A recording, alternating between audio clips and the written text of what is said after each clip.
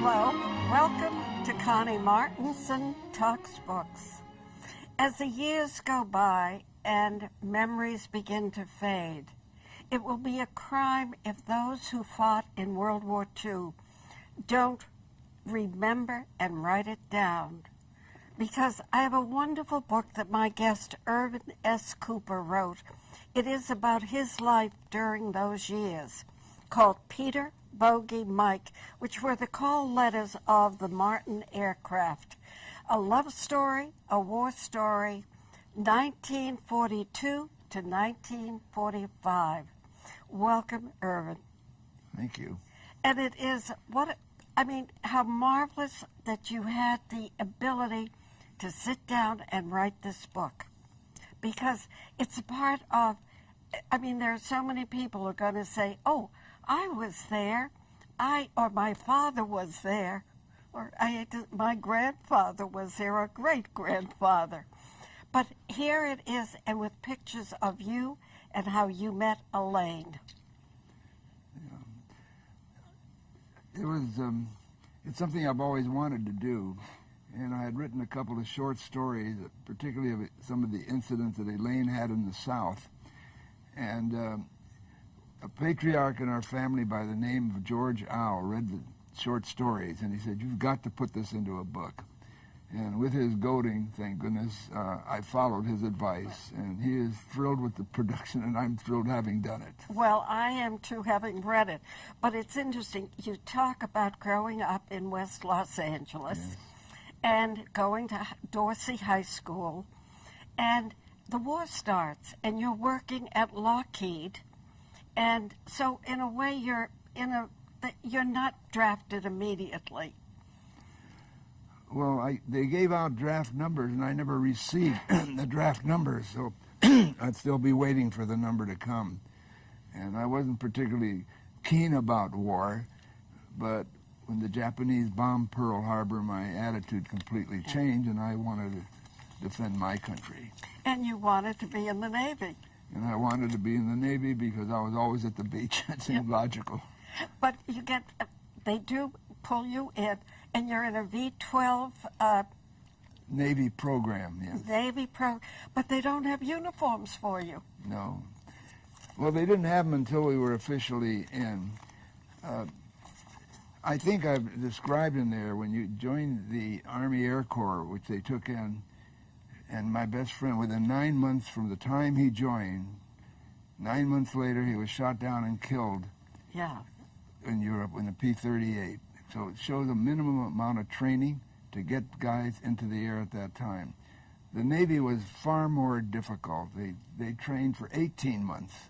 Mm-hmm. So when the Navy went out, they had better preparation and a better chance. But I still liked, that was part of the V-12 program. But they couldn't handle so many cadets at one time, so they put us in private flying schools and everything else without uniforms on our own until they had actually inducted us into the program. Now, the book is also subtitled A Love Story, and 2 or 4 doors up from your house was a beautiful girl named Elaine. Yes. And finally, you have a date with her, and here you are on your 21st birthday at the Palladium. True. Well, she's still a beautiful girl, I must tell you. 89, but still beautiful. You're married how many years, did you say? We were just married 70 years. Well, congratulations, and that is great. Now, you go to Lone Pine, California, which is not really known as a naval training base. Well, the Navy had signed up so many youths to go into their flying program, and they didn't have the accommodations to take them. So rather than keeping them wandering around and waiting, they put them into private flying schools. And Lone Pine had a little private flying school there, and they sent us there. It is possible that the people that they sent there may not like flying, and they could have eliminated, and the Navy would have saved a lot of money without pursuing it further. From there, you are sent down to where? Susanville, California. And a secondary flying school. So by the time I got into the Navy, actually as an official cadet, I've had over 100 hours of private flying. I'm always amazed at how they are able to fly in formation. Well, it's all in the training I can. Yeah. So that was the favorite thing I loved to do, and it was always exciting. Years later, or not years, but a couple of, almost 2 years later, you're in, Saipan, and you were flying in formation over Japan. Well, it wasn't. We used the formation. We used the term formation. We're flying on wings, but within not what you would really call formation, but together, so we could be together like that. But, and coming home on leave, you would see Elaine. yes. And the family, you said, "Look, we're engaged." Yes. And I guess an only daughter, and at that time was very difficult, but she was of age. I think there's a very thing that's interesting to me as of age, because when I finished and got my wings, I sent her a telegram that said, "Come to Florida. I couldn't be married as a cadet, but as an officer I could now be married." I sent her a telegram that said, "Bring your toothbrush, bathing suit, and parents' consent." Yeah. In Florida at the time, you had to be 21 years of age to marry. And you found a rabbi who would marry you in his home. Yes. And that was, and I am not a religious person, but I like the tradition of a chuppah that they had. And they said, "Oh no, you have to have 10 men," and they gave me all the things. I don't care if I want a chuppah anyway. Yeah. And it turned out to be a very profound experience, because he explained to me that the chuppah was basically your first home. Mm-hmm. And his neighbor held two handles, and one of my best friends was on the other, and another squadron member was on the other. So I was very pleased. At that point, were you teaching down there? Teaching? Teaching flying, because some of the men who had trained with you ended up being instructors, flying instructors. When we graduated, we were assigned to different flight schools and all, and the group that I was with was supposed to become flight instructors. But somehow I was an hour short on a flight that had an emergency, and I had to graduate with a different group, and they sent me to a multi-engine flying school, seaplanes. And I explained I'd never been in a multi-engine. They said, "You're a naval aviator, you can do it." And I did. So it was just an odd twist that happens one way or the other. But so I ended up flying the Martin Mariner, which I really enjoyed. And that's the one that goes PBM.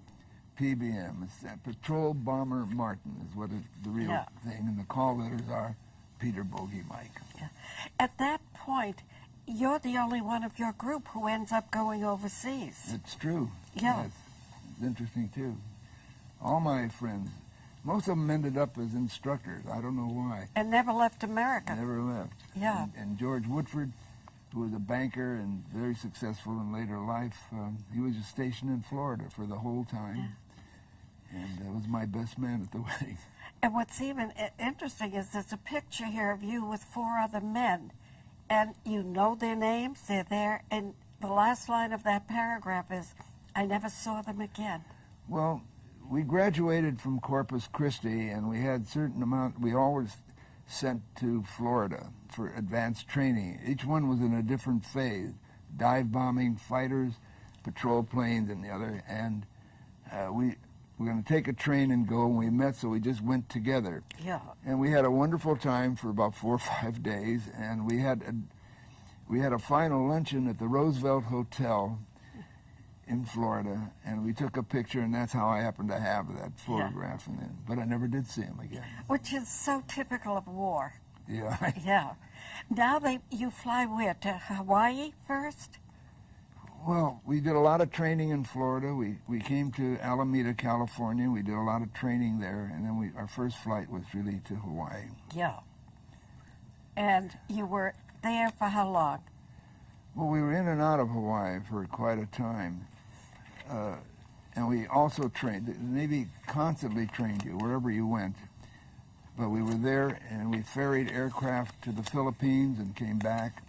And then we went on combat duty off to Kwajalein, Saipan, and when were Okinawa. when were you in not Guantanamo, but Guantanamo Bay Central? Guantanamo Bay. Yeah.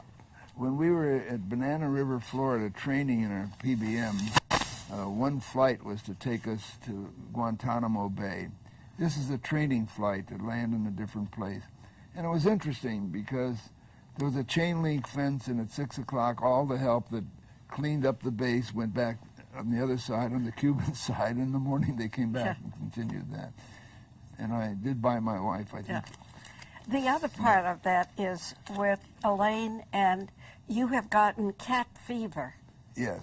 And what she found in the bigotry of some of the people in Florida. Well, being from Los Angeles and to go into an airplane hangar and see senior officers, and then you have Negroes, was quite a shock for me. And this is in the 40s. Mm-hmm. And it was very difficult for me to comprehend. And my wife had Elaine had an experience getting on a bus. She had to go on a bus by herself and disturbed by pushing all the black people in the rear. Yeah. And the Back way of the bus. And the way they were treated. And she had black girlfriends at Dorsey High School. She was in the chorus, and it was very, very difficult for her to absorb. She's only 18, 19 years old. Yeah. And then when she stayed overnight at Mrs. Duval's house, which is, you've named a whole chapter after that. Yes. Yeah. Well, I had cat fever from a series of shots, and they wouldn't. And I asked to check my temperature, and they wouldn't let me out. They threw me in a hospital, and I said it'll be over in a day, which it was. So she got stuck in Norfolk, and there was no place to reside. I mean, no hotels, nothing. And a very nice lady offered to take her to her house for the night and bring her back. And her husband came in when she was at the house. Her husband came in and said, "Your name is Cooper?" And she said, "Yes." Well, Cooper's was the biggest jewelers in Norfolk at the time, and they were Jewish. So he said, "Are you Jewish?" And Elaine thought, well, gee, this is nice. Yes. Well, the house could have collapsed on her, because to have a Jew in their house, which is another experience a young girl would never go through. Instead of lying in bed, she sat up all night in bed and went back to the hospital to see me. It was quite an experience for her. Bit of an eye-opener for her. Yeah. But my wife had class. She sent him a box of chocolate and said, "Thank you for your hospitality." Yes, she did, as you said. We now come to Key West. And what was that like? Well, Key West, we were there for several weeks for advanced training. We actually used live torpedoes and all sorts of things there. The highlight there, we saw Sally Rand, which was working in one of the clubs, and we enjoyed that. But we kind of had 2 weeks of wonderful relaxation, plus the pilots did a lot of training. Well, that's where you were doing survival training? We did survival, we did... If there's any kind of training, I can't think of one that the Navy missed. We had them all. Yeah. Now I want to talk about something that just, as I'm reading it, when your plane broke off from the buoy and you couldn't get back to the ramp to get back to the plane. Yes. I was at Saipan, and the ocean is relentless. You cannot. It's beautiful one day and horrendous the next. The wind and the rain, it was like a mild hurricane, was so difficult that they sent a crew of 3 men and a pilot out to the plane just to make sure everything would be all right in case it broke loose.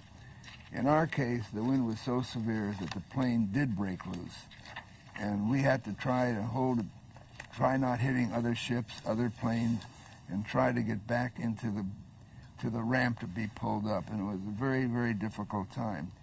And I felt I was a hero when I brought the plane back in, but my crew accepted it because they expected me to do that. So then it cut me down, and that was my job, and I did it. There's a story here, too, that you tell about what I call the luck of the draw.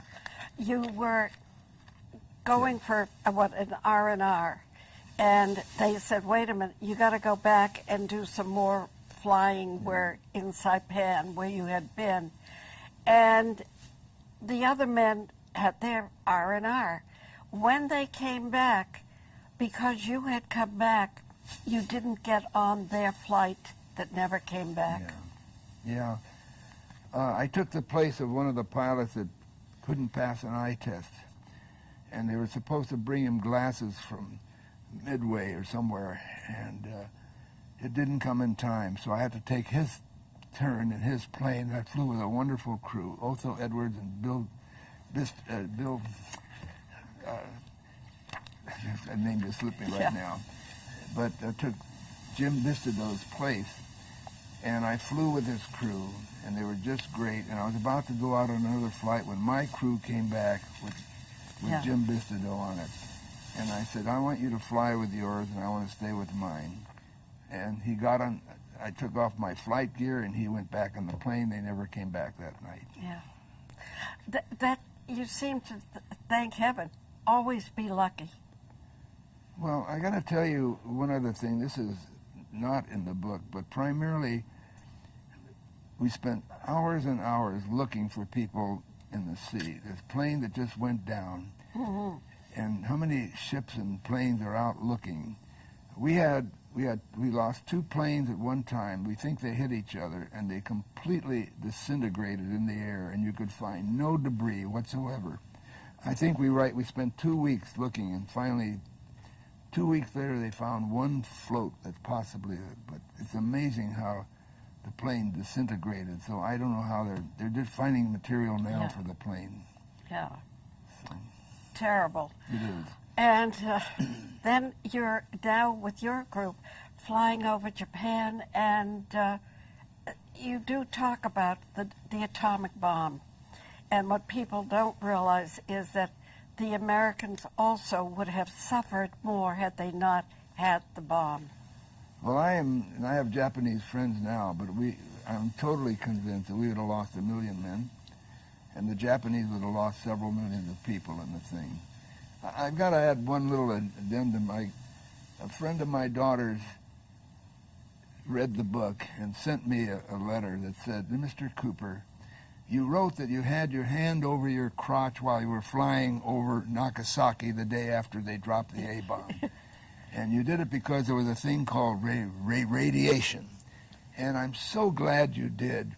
Because had you not covered yourself, you would have not had your daughter, and I would not have a chance to have met her. Yeah. Oh, Aside. Yeah. But the picture of Nagasaki is pretty violent here. Yes, it is. It's just gutted. Yeah. Totally gutted. Irv, you were also awarded the picture I'm holding up now, the Distinguished Flying Medal from the Navy. Yes. At the same time, they took you for Lieutenant J.G. from being an ensign. Yes. And became a first pilot. Yes. What difference did that make? Well, I guess, I don't know what difference it made. I'm delighted to have received the medal. Yeah. And being a first pilot meant that I could take my own crew after that. I was a second pilot. And the procedure is, if the war were to continue, I would go back and I would come out as a plane commander and have my own crew. Oh. So that was very important to me. After you were awarded, did you still fly some more? Well, I flew. It was very difficult. When I came home, I was going. A number of my squadron went into the airlines. And when my wife saw the stewardesses at that time, she absolutely said, no way. Uh-huh. So, and I didn't want to stay in the Navy, and she wanted me to go back to college. So that's the way that routine went. And as I was in the reserve, and I would go out to Los Alamitos, where they have a big Navy base, and we would fly occasionally.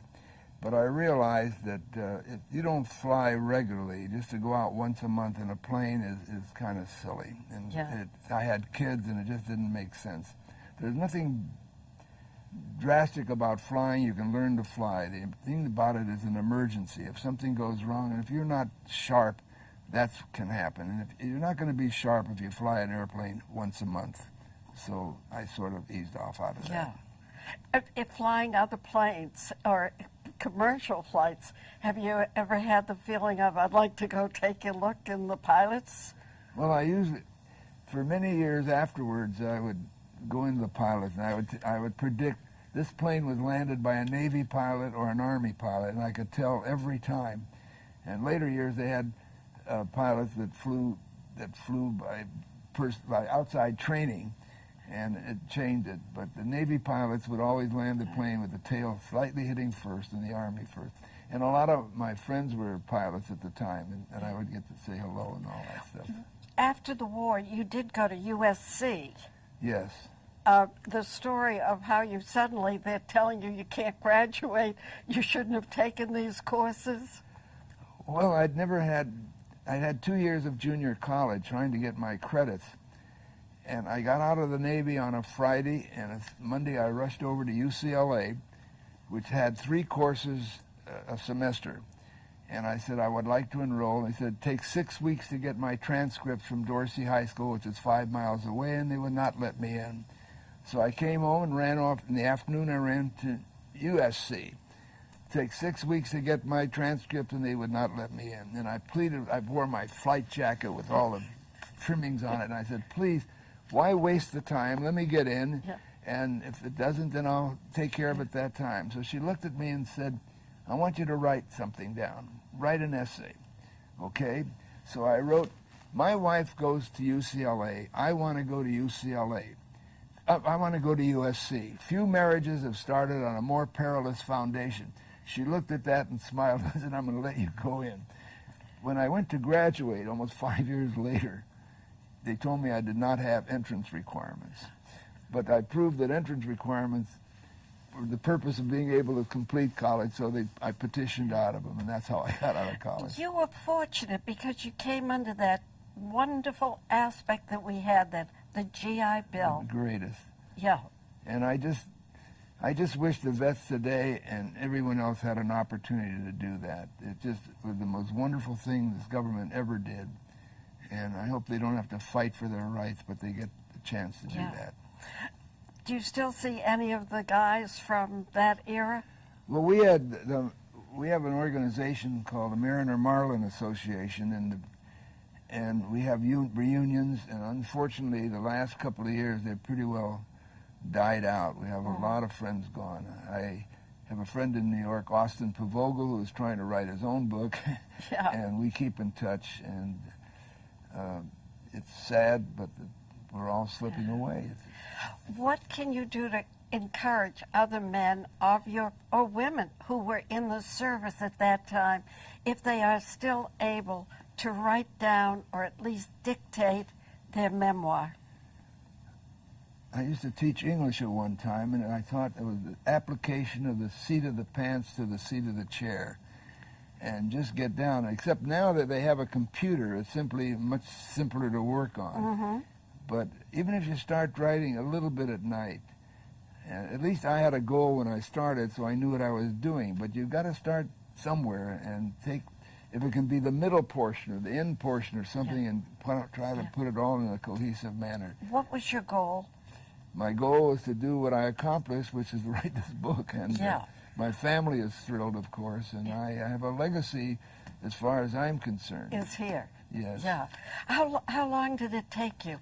It took me about a year to put the book together, and I'm very pleased. You should be. I mean, it really, and beautifully put together. And I think having the pictures, so many of them, almost every couple of pages, adds to the book. It makes it come alive. Well, George Howe, that started this thing, he loved pictures, and he made me go through every file I could find. Yeah. And I guess he was right. I was not really aware of the importance of pictures in a book. Including the wonderful one at the end where you show you and Elaine. First is when you just got back to San Francisco, and then on the next page is the two of you 35 years later. And I think that is such, here is the young couple in love, and they survived, they're alive. That was great. I mean, it was my first day when I came home. We were in San Francisco, and a guy took a picture from the street. I don't know what we paid, $3 or whatever it was. And 35 years later, we had a squadron reunion, and the same guy within a block or two took the same picture again. And I was very fortunate to have the two of them together. And I hope you have them framed at home. We have them framed together, looking at each other. I thank you. Irv, I'm so glad we got together on this, and thank you. Will you autograph my book? I'll be delighted. Thank you so much. And if you'd like to know what else we've been reading, visit me on the web at www.conniemartinson. You can see some of our columns from the Beverly Hills Courier, or visit us at YouTube and join. I think this morning it was 1,150,000 people had visited it. It keeps books alive, but no place keeps books more alive than your local library. And whether it is the main library or your local, support it. Go in. Many of them have authors who are reading, and they have even computers. They have computers you can use or learn. What did a library mean to you growing up? Well, we couldn't really afford books as much as today, so we did use the library much more. And I'm thrilled when they keep the libraries open on a Saturday, even Sundays, as some of them do. When they start to curtailing it, it really upsets me because it's a need. Well, thank you, Irv, and we'll see you next time. Thank you. And as far as your list of 150,000, there's now 150,000.